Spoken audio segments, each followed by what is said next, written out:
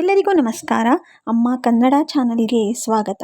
ಇವತ್ತಿನ ವಿಡಿಯೋನಲ್ಲಿ ದೇವರ ಪಾತ್ರೆಗಳನ್ನು ಸುಲಭವಾಗಿ ಕ್ಲೀನ್ ಮಾಡ್ಕೊಳ್ಳೋ ಅಂಥ ಒಂದು ವಿಡಿಯೋನ ಶೇರ್ ಮಾಡ್ತಾ ಇದ್ದೀನಿ. ವಿಡಿಯೋನ ಸ್ಕಿಪ್ ಮಾಡದೆ ನೋಡಿ, ಖಂಡಿತ ಎಲ್ರಿಗೂ ಯೂಸ್ ಆಗುತ್ತೆ. ತುಂಬಾ ಈಸಿ ಮೆಥಡು. ಎಷ್ಟೇ ಕಪ್ಪಾಗಿರುವಂಥ ಪಾತ್ರೆಗಳನ್ನು ಸಹ ನಾವು ಈಸಿಯಾಗಿ ಈ ಮೆಥಡಲ್ಲಿ ಕ್ಲೀನ್ ಮಾಡ್ಕೋಬೋದು. ಹಾಗೆಯೇ ಈ ಮೆಥಡಲ್ಲಿ ಕ್ಲೀನ್ ಮಾಡಿದರೆ ತುಂಬ ದಿನ ಇಟ್ಟರೂ ಸಹ ಪಾತ್ರೆಗಳು ಕಪ್ಪಗಾಗೋದಿಲ್ಲ. ಹಾಗಾಗಿ ವಿಡಿಯೋನ ಸ್ಕಿಪ್ ಮಾಡದೆ ನೋಡಿ, ನಿಮಗೆ ಇಷ್ಟ ಆದರೆ ನೀವು ಟ್ರೈ ಮಾಡಿ. ಈ ರೀತಿ ಕಪ್ಪಾಗಿರುವಂಥ ಬೆಳ್ಳಿ ಪಾತ್ರೆಗಳಿರ್ಬೋದು, ಹಾಗೆ ಬೆಳ್ಳಿಯ ವಿಗ್ರಹಗಳಿರ್ಬೋದು, ತಾಮ್ರ, ಹಿತ್ತಾಳೆ, ಯಾವುದೇ ರೀತಿ ಪಾತ್ರೆಗಳಾಗಿರ್ಬೋದು, ನೀವು ಈ ಮೆಥಡಲ್ಲಿ ಕ್ಲೀನ್ ಮಾಡ್ಕೊಂಡು ನೋಡಿ, ತುಂಬ ಈಸಿಯಾಗಿ ಕ್ಲೀನ್ ಮಾಡ್ಬೋದು. ಬೆಳ್ಳಿ ಪಾತ್ರೆಗಳನ್ನು ಕ್ಲೀನ್ ಮಾಡೋಕ್ಕಂತೂ ತುಂಬಾ ಒಳ್ಳೆಯದು. ಇದು ತುಂಬ ಚೆನ್ನಾಗಿ ಕ್ಲೀನ್ ಆಗುತ್ತೆ. ಇಲ್ಲಿ ನೋಡ್ತಾ ಇದ್ದೀರಲ್ಲ, ಈ ಒಂದು ಬೆಳ್ಳಿ ಲೋಟ, ಹಾಗೆ ಬೌಲು, ಬೆಳ್ಳಿ ದೀಪಗಳು, ಬೆಳ್ಳಿ ವಿಗ್ರಹಗಳು, ಇದೆಲ್ಲನೂ ತುಂಬ ಚೆನ್ನಾಗಾಗತ್ತೆ. ಇಲ್ಲಿ ನೋಡಿ, ನಾನು ಫಸ್ಟು ಕ್ಲೀನ್ ಮಾಡೋದು ತೋರಿಸ್ತಾ ಇದ್ದೀನಿ. ಅದಾದಮೇಲೆ ಇದನ್ನು ಹೇಗೆ ಪ್ರಿಪೇರ್ ಮಾಡ್ಕೋಬೋದು ಅಂತಲೂ ತೋರಿಸ್ತೀನಿ. ತುಂಬ ಸೇಫ್. ನಿಮಗೆ ಕೈ ಉರಿ ಆಗುವಂಥದ್ದು, ಇರಿಟೇಷನ್ ಆಗುವಂಥದ್ದು ಏನೂ ಇರೋದಿಲ್ಲ. ತುಂಬ ಸೇಫಾಗಿ ನೀವು ದೇವ್ರ ಪಾತ್ರೆಗಳನ್ನು ಕ್ಲೀನ್ ಮಾಡ್ಕೋಬೋದು. ಅದೂ ದಿನನಿತ್ಯ ಕ್ಲೀನ್ ಮಾಡ್ತಾರೆ ಕೆಲವರು. ದೀಪಗಳನ್ನು, ಹಾಗೆ ಕೆಲವೊಂದು ಉದ್ಧರಣೆ ತೀರ್ಥ ಎಲ್ಲ ಕೊಡ್ತೀವಲ್ಲ, ಅದನ್ನೆಲ್ಲ ದಿನ ಕ್ಲೀನ್ ಮಾಡ್ತಾರೆ. ಅಂಥವ್ರಿಗೆ ಇದು ಬೆಸ್ಟ್ ಅಂತ ಹೇಳ್ಬೋದು.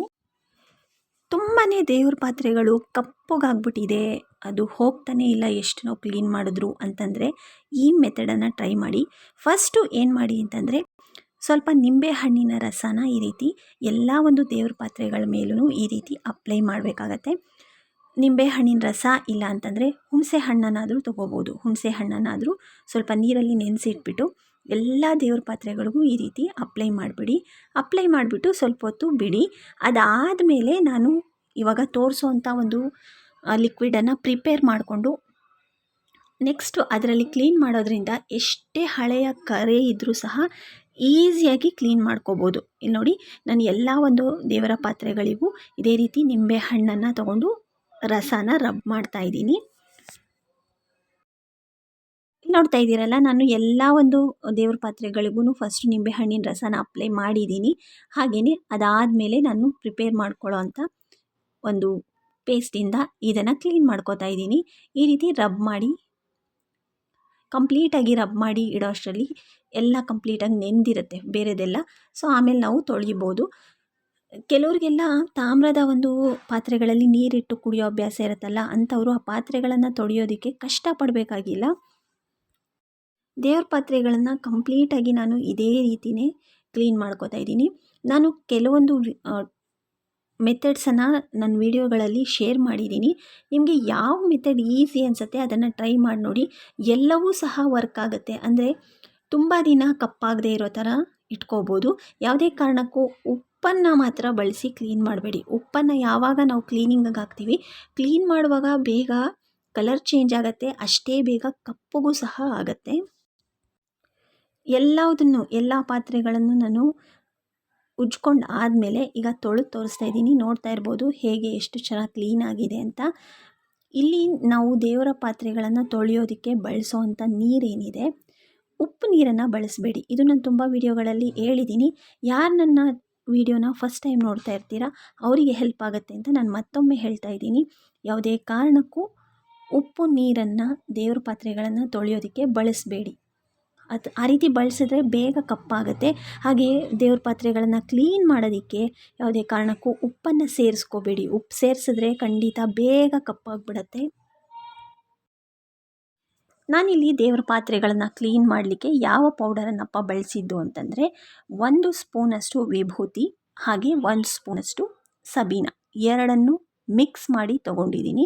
ಈ ಎರಡನ್ನು ನಾವು ಒಂದು ಸರ್ತಿ ಮಿಕ್ಸ್ ಮಾಡಿ ಇಟ್ಕೊಂಡ್ಬಿಟ್ರೆ ತುಂಬ ದಿನ ನಾವು ಯಾವಾಗೆಲ್ಲ ದೇವ್ರ ಪಾತ್ರೆಗಳನ್ನು ತೊಳಿತೀವಿ ಅವಾಗೆಲ್ಲ ಇದೇ ಪೌಡರನ್ನೇ ಬಳಸ್ಕೋಬೋದು. ತುಂಬ ಈಸಿ.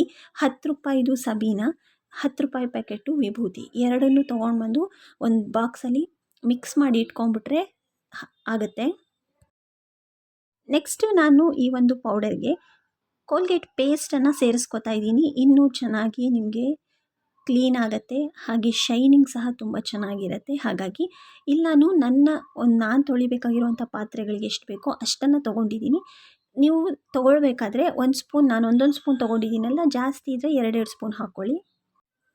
ನೆಕ್ಸ್ಟು ಫಸ್ಟು ನಾನು ನಿಂಬೆಹಣ್ಣಿನ ರಸನ ಏನು ಪಾತ್ರೆಗಳಿಗೆ ರಬ್ ಮಾಡೋದು ತೋರಿಸಿದ್ನಲ್ಲ, ನೀವು ಬೇಕಂದರೆ ನಿಂಬೆಹಣ್ಣಿನ ರಸನ ಡೈರೆಕ್ಟಾಗಿ ಈ ಪೌಡರ್ಗೆ ಹಾಕಿ ಮಿಕ್ಸ್ ಮಾಡ್ಕೋಬೋದು. ಒಂದೇ ಸರ್ತಿ ಮಿಕ್ಸ್ ಮಾಡಿ ಕ್ಲೀನ್ ಮಾಡ್ಕೋಬೋದು. ಇಲ್ಲಾಂತಂದರೆ ಫಸ್ಟೇ ದೇವ್ರ ಸಾಮಾನುಗಳಿಗೆ ಅದನ್ನು ರಬ್ ಮಾಡಿ, ನಿಂಬೆಹಣ್ಣಿನ ರಸ ರಬ್ ಮಾಡಿ, ಅದಾದಮೇಲೆ ನೀವು ಈ ಒಂದು ಪೇಸ್ಟನ್ನು ಪ್ರಿಪೇರ್ ಮಾಡಿಕೊಂಡು ಕ್ಲೀನ್ ಮಾಡ್ಕೋಬೋದು. ನಿಮ್ಗೆ ಯಾವ ರೀತಿ ಅನುಕೂಲ ಆಗುತ್ತೆ ಆ ರೀತಿ ಮಾಡ್ಬೋದು. ಇದಕ್ಕೆ ಡೈರೆಕ್ಟಾಗಿ ನಿಂಬೆಹಣ್ಣಿನ ರಸ ಹಾಕಿದ್ರೂ ಸಹ ಈಸಿಯಾಗಿ ನಾವು ಕ್ಲೀನ್ ಮಾಡ್ಕೋಬೋದು. ಈ ರೀತಿಯೆಲ್ಲ ಉಜ್ಜಿ ತೊಳೆದಾದಮೇಲೆ ದೇವ್ರ ಪಾತ್ರೆಗಳನ್ನು ಯಾವಾಗಲೂ ಅಷ್ಟೇ ಒಣಗಿರೋ ಒಂದು ಬಟ್ಟೆಯಲ್ಲಿ ನೀಟಾಗಿ ಒರೆಸ್ಬೇಕು. ಸ್ವಲ್ಪ ಸಹ ನೀರಿಲ್ಲ ಅಂತಂದರೆ ಅದ್ರ ಮೇಲೆ ಕಲೆಗಳು ಬೀಳೋದಿಲ್ಲ. ಇಲ್ಲ ಅಂತಂದರೆ ನೀರಿನ ಕಲೆಗಳು ಬೀಳತ್ತೆ. ಹಾಗೆ ನೋಡೋದಕ್ಕೂ ಅಷ್ಟು ಚೆನ್ನಾಗಿರೋದಿಲ್ಲ, ಬೇಗ ಕಪ್ಪಾದಂಗೆ ಕಾಣಿಸುತ್ತೆ. ಹಾಗಾಗಿ ಒಣಗಿರೋ ಬಟ್ಟೆಯಲ್ಲಿ ಒರೆಸ್ಬಿಡಿ. ಸೊ ಈ ವಿಡಿಯೋನಲ್ಲಿ ತೋರಿಸಿರೋಂಥ ಐಡಿಯಾ ನಿಮಗೆ ಇಷ್ಟ ಆಗಿದ್ದರೆ ಟ್ರೈ ಮಾಡಿ, ಕಮೆಂಟ್ ಮಾಡಿ ನಿಮಗೆ ಯೂಸ್ ಆಯಿತಾ ಇಲ್ವಾ ಅಂತ. ನಿಮ್ಮ ಫ್ರೆಂಡ್ಸ್ ರಿಲೇಟಿವ್ಸ್ಗೂ ವಿಡಿಯೋನ ಶೇರ್ ಮಾಡಿ.